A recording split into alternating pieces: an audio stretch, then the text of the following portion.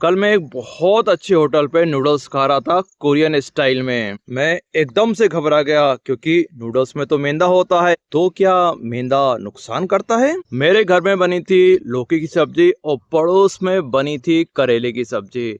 और करेले और लौकी की तारीफ ऐसे की जा रही थी मानो इसको खाने के बाद कोई अमर ही हो जाएगा। भारत में करेले और लौकी को कुछ ज्यादा ही चने के झाड़ पे जड़ा रखा है। चलिए मैं आपको बताता हूँ विज्ञान के हिसाब से क्या सही है, यानी बैलेंस डाइट के हिसाब से क्या सही है।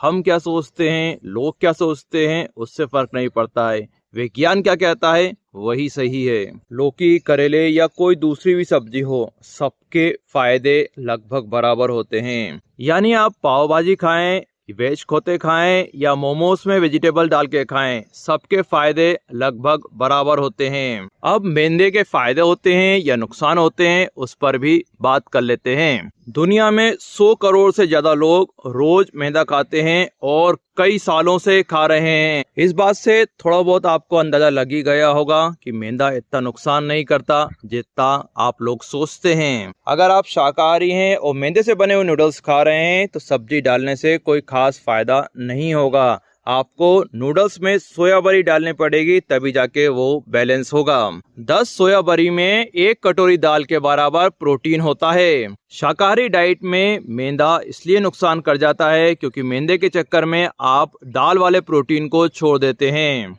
चाइनीज चीजों में दाल जैसा प्रोटीन सोया बरी में आसानी से मिल जाता है।